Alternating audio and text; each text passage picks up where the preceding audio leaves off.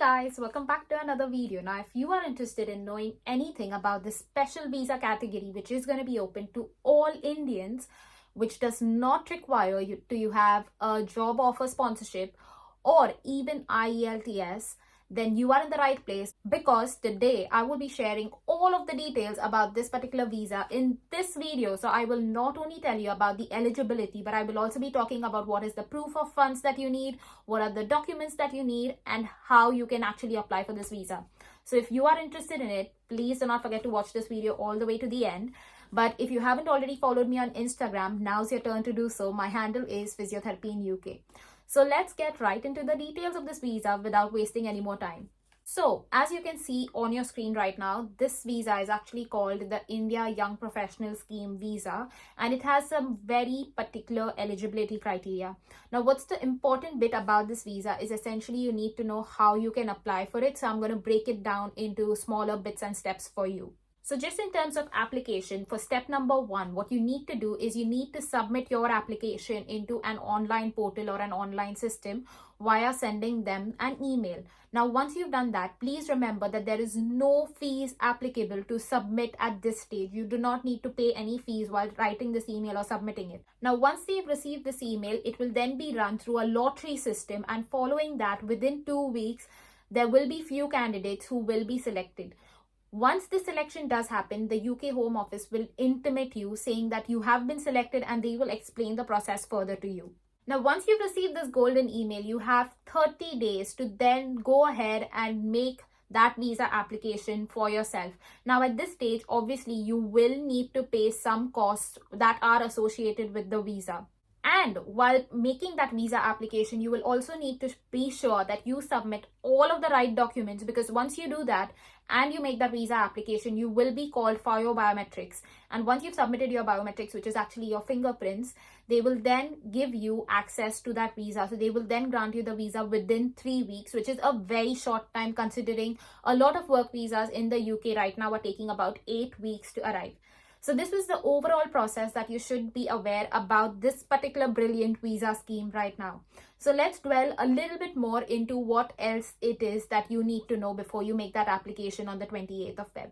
Alright, so now coming down to what are the most important requirements and what is the eligibility criteria that you need to fulfill before you even apply for the lottery system or the ballot. So coming down to the first sort of eligibility criteria is obviously you need to be an Indian citizen. So if you are a citizen of any other country, say Bangladesh or Pakistan, you are not eligible to apply for this visa at this minute right now. The second thing that you need to be aware is that you need to be between 18 to 30 years of age. So that is a very wide sort of age gap. So many of us who are actually considering to apply to come into the UK or live into the UK or work in the UK even will fall within that particular age category. So I would say that is what happens. Now, if, for example, say your birthday is in February, when you are applying the visa, you're still 30 years old, but as soon as you get the visa or you are making that visa application, you turn 31. In that case, what essentially happens is if you are granted the visa, you will be allowed to live in the UK and work in the UK or reside in the UK for as long as that visa is valid. So you will be able to still come in the UK and work or live for the period of 2 years for which this visa is valid. Now, the third thing is that you need to have an eligible qualification. So when they are saying that you need to have an eligible qualification, it is a qualification at a bachelor's degree level or above. Now, many of you all have concerns about whether you will be able to apply even with your diploma or postgraduate certificates. I would say you really, I'm not sure at this stage, but I am going to leave the link for this particular visa and all of its information down in the description box below. So do take the time to check it out. And like I said, this particular application, especially to the ballot and into the lottery system, has 0 fees associated with it. So if you are confused about whether you would be selected or no, I would say there's no harm in actually making the application right now at this stage.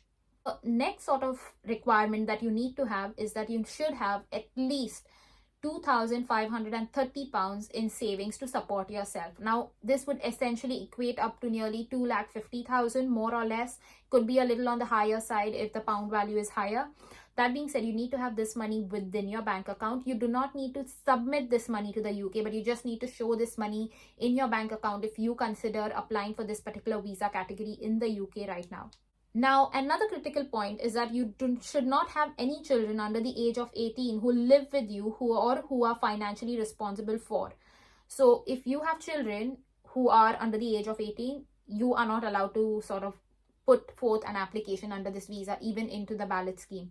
So this is mainly for people who do not have children. So do consider this when you are making your applications. So just in terms of the proof of funds, like I was talking about, you need to have £2,530 within your bank account. And this should have been in your bank account for nearly 28 days. So when you get a statement or when you get a letter from the bank, it should be clearly visible that you held the funds for that longer period, which is another main important essential criteria for this particular visa category right now. So coming down to the qualifications thing of just what I was telling you about in terms of your eligibility criteria, they've actually gone to tell you what level of qualifications they are looking for. So if you are at level 6, now remember level 6, 7 and 8 are what they are looking for. So if you are at level 6, they accept any degree certificates, any graduate certificate, graduate diploma. And like I said, if you are confused about it and you are concerned about whether you are eligible or no, I would just say make that application, because we are not sure at this stage as well. And obviously for sort of the level 7 are more of the sort of master's degree, and level 8 are for those who actually have a PhD. So anybody from level 6 to level 7 to level 8 is eligible to apply for this particular visa at this stage. Okay, so now coming down to some of the other requirements that you need to be aware about before you even make this particular ballot application for yourself. Now you need to remember that obviously there are no fees, like I've said, to even make this particular application into the ballot or into the lottery system. But you need to remember that for February, there are only 2,400 applicants who are going to be selected. So keep that in mind, because there are going to be at least hundreds, if not thousands, and probably more than that applicants from India who will try applying for this visa, because the categories or the eligibility requirements for it seem so broad and vague at this stage. Now you also need to know that you need to meet all of the qualifications or all of the eligibility requirements in terms of age, but also in terms of your qualifications, such as your bachelor's, your master's or PhD level candidates. Also, you need some documents. Now remember, the documents that you might potentially need at this stage, and this is not very clearly given even right now, is your name, date of birth, passport details, a scanned copy of your passport, also your phone number and your email address. So you will need all of these details while you apply for this particular visa category. And finally, if any of your documents, say for example, you are from a medium of instruction that's other than English, so if any of your documents are in maybe say Marathi, Kannada or whatever other language, you need to make sure that those are translated into English just before you upload these documents onto your application. All right, so now that you know this, let's talk about when is this application or when is this ballot going to be open. So this ballot is currently set to open at 2:30 Indian time on the 28th of February, and it will be open for 48 hours. So that's your golden period, guys, and it will close on the 2nd of March at 2:30 in the afternoon. So please remember that, because that's the day it's going to close. So remember, the 28th of February to the 2nd of March, between 2:30 of each of these days in the afternoon is when you need to make your application. Now, another thing you need to remember is you need to get all of this information and put it down in the form of a very clear email. Please do not forget to check the link in the caption below, because I will put it up in a more clear format on my website, so many of y'all can sort of avail for it and use it in your own applications in the next few stages. So just coming down to what are the most important things that you definitely need to include in this email. So the first thing that you definitely need is your name, your date of birth, your passport details, like I said, a scan or a photo of your passport, your phone number and your email address. Now obviously any successful application will be picked at random, because it's a lottery system, and they will be intimated within 2 weeks of the ballot closing. So if that is the 2nd of March, within 2 weeks you should get a response from them saying if your application has been selected or not. Now obviously, like I said, it's free to sort of enter this ballot, but obviously the visa does cost you. So that brings me to the next point, which is the costs that are associated with this particular visa. Now be mindful that obviously when you are making an application for the visa, there are going to be some costs. So the first and the biggest cost that you are going to incur is that you will have to pay £259 while making that visa application. So remember that that is obviously £259 that you need to set aside for yourself right now. Now, other than this, you also need to pay the immigration health surcharge. The immigration health surcharge basically enables you. So if you were to land in the UK, you would be covered under the NHS, which is the National Health Service for the UK. So if you were to fall ill, or if you were to need any sort of medical advice that's obviously not cosmetic or dental related, you would be covered under the NHS. So in terms of the health immigration surcharge, you will need to pay £940 for the total of 2 years. So keep in mind that that is also the sort of payment that you need to make. So you need to have a total of £259 plus another £940 in order to make that visa application once you have been intimated by the UK Home Office within 2 weeks of the ballot closing. Now, other than that, like I've stated previously, you also need to have nearly £2,530 in your bank or in your savings account, just to show that you have the funds to support yourself once you land in the UK. Okay, so now coming out to what happens if you are unsuccessful in this particular scheme when you have applied for the ballot or for the lottery system.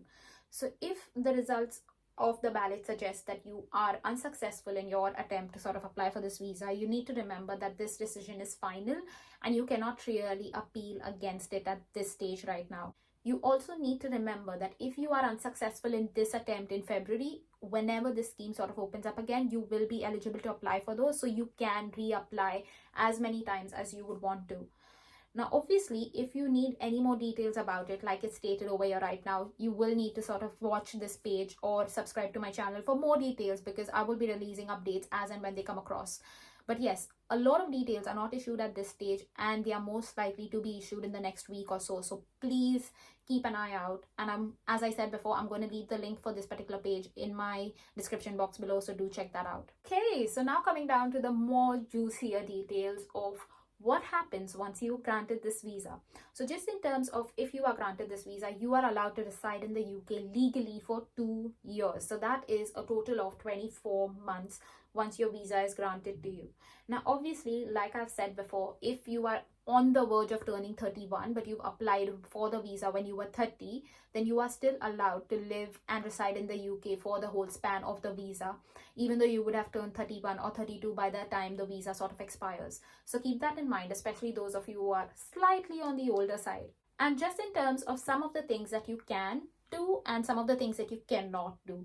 So in terms of what you can do is that you will be eligible to study for courses in the UK while you are on your 2-year visa. So if you've come into the UK, found a course that's interesting, you will be allowed to study that course, and maybe once that sort of visa expires, you will need to think about what other visa you might need to sort of be on that course. You will be allowed to work for most jobs. So again, like I've said, if many of you all who are watching my channel are health and care workers or are healthcare professionals, you can come into this particular or into the UK on this particular visa, and then once you find a job, you can transition over to that visa.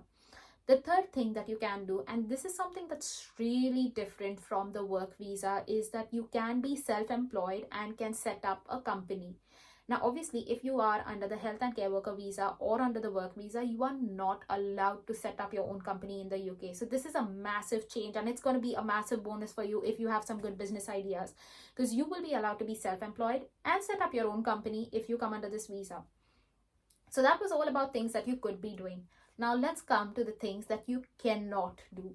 So one thing is, you cannot extend your stay. So obviously, if you've been granted the visa for 2 years, you are only allowed to stay for 2 years. You cannot go on extending this visa. The second thing is, you cannot apply for other benefits. So you will not have access to public funds. The third thing that you need to remember is that you cannot include family members. So if you have dependents such as your wife, your children, they cannot come on this particular visa with you in the UK right now. Also, you cannot work as a professional sports person, for example, a coach, which is quite self-explanatory because they will not allow you to coach people in the UK. So you cannot apply for professionals such as being a coach in the UK. Now, the last thing I want to tell you is, say for example, you are successful in the initial lottery system but decide that you do not want to go ahead with the visa. What do you do then? Do you have to inform the Home Office? And the answer is no, you do not need to do anything. Just don't apply for the visa. But please remember, guys, that there are only 2,400 positions open under this particular visa category right now. So if you are not interested in it, I would highly recommend that do not make that application, because you are going to be stealing away somebody's spot.